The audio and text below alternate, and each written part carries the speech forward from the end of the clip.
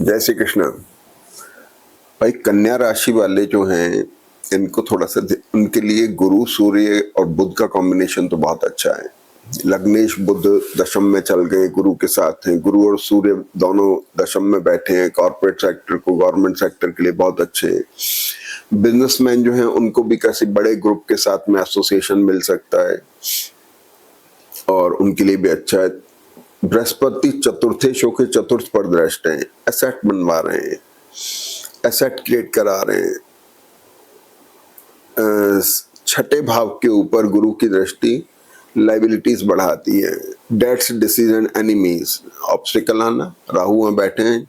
अभी 16 तारीख के बाद से जो चंद्रमा और शनि है वो डेट्स को, आपकी लाइबिलिटीज को, आपके ऑब्स्टिकल्स, ये जो 6th हाउस का लॉर्ड है इसको रिडिफाइन कर रहे हैं, चेंजेस ला रहे हैं उसके अंदर। एसेट खरीदने की तरफ बहुत ज्यादा मन बना हुआ है, लेकिन शनि पीड़ित हैं। शनि 6th और 5th लॉर्ड हो गए। 5th लॉर्ड विद्या बुद्धि संतान का कारक। पंचम भाव आपका स्ट्रेस में जा रहा है, आप कंसर्न हैं। छठे भाव में राहु बैठे हुए हैं, किसी तरह की उठापटक से आप परेशान हो रहे हैं। और 7th हाउस के अंदर शनि बैठे हैं 6th लॉर्ड होकर के, जो पत्नी को रोग कारक बना रहे हैं। यानी मैरिटल और बिजनेस रिलेशनशिप रोग कारक होना या व्यक्तिगत रोग होना, दोनों शामिल है। मंगल उसको डैमेज कर रहा है, इस चीज का विशेष ध्यान रखना होगा।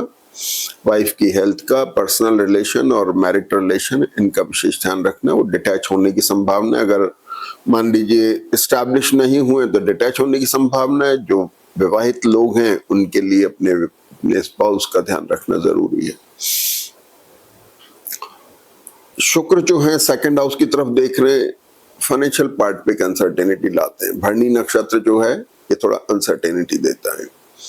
पैसा आ रहा है, जा रहा है, उसके लिए चिंता बनी हुई है। दशम भाव का कॉम्बिनेशन बहुत अच्छा है।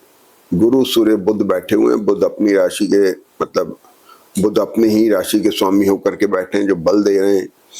गुरु और सूर्य हैं, लेकिन उनसे दशम में बैठ के शनि भी इस पूरे कॉम्बिनेशन को ताकत दे रहा है।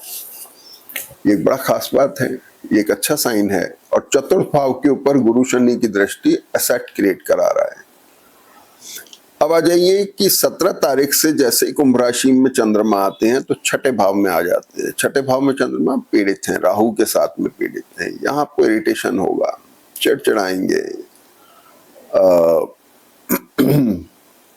अब जब चंद्रमा विक्षिप्त होगा आपका, जब चंद्रमा आपका खराब है और आप जब ठीक से निर्णय नहीं ले पा रहे हैं, इरिटेशन है, फिर चीजें स्टक हो जाएंगी।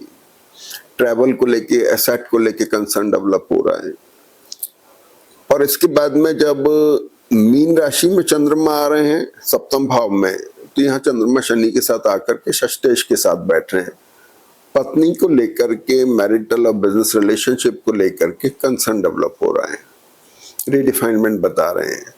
अब इस 2.5 दिन में चंद्रमा कभी ना कभी तो शनि के क्लोज आ सकते हैं। वो दिन उनके लिए शारीरिक तौर पे थोड़ा परेशानी के हो सकते हैं। 2.5 दिन के अंदर कोई एक दिन ऐसा हो सकता है कि जब थोड़ा हल्का जैसे लो फीलिंग होना है या लो साइड में ब्लड प्रेशर जाना, इस तरह की चीजें हैं। और खासतौर पे वो लोग जिनको शुगर प्रॉब्लम रहती है, खास तौर पे ध्यान रखने की जरूरत है कि मंगल और शनि का कॉम्बिनेशन जो इन दिनों में चल रहा है, ये खास तौर पे थायराइड, शुगर और ब्लड प्रेशर वालों के ऊपर खास असर देने वाला है। इन लोगों को अपने उसका ध्यान रखना है, नहीं तो जिन लोगों के चार्ट में थोड़ी सेंसिटिविटी होगी, ये तय मान के चलिए अस्पताल, मेडिकल आपको उसके लिए जाना पड़ेगा। इसलिए बहुत केयरफुली रहें, अपने हार्मोनल सिस्टम को संभालें। और इसके बाद में जो है चंद्रमा आपके जब मेष राशि में आते हैं तो शुक्र के साथ में आ रहे हैं। शुक्र आपके 2nd लॉर्ड हो गए, पैसे को लेके कंसर्न डेवलप कर रहे हैं। तो ये एक सबसे खास बात है। और लेकिन ये है कि मानसिक स्थिति को ध्यान में रखना है, स्पाउस का ध्यान रखना है, मैरिटल और बिजनेस रिलेशनशिप का ध्यान रखना है। इन सबको ध्यान में रहते हुए आप आगे बढ़ें। अनसर्टेनिटी है फाइनेंस के पार्ट पे, एसेट लेना चाह रहे हैं, पैसा उपलब्ध नहीं हो रहा है, लेकिन ठीक हो जाएगा। अगला वीक जो आएगा उसमें जैसे ही केतु के नक्षत्र बदलेंगे आपको निश्चित तौर पे रिलीफ मिलेगा। पैसा भी अरेंज हो जाएगा, फाइनेंस भी हो जाएगा, एसेट भी आप ले लेंगे। जय श्री कृष्ण।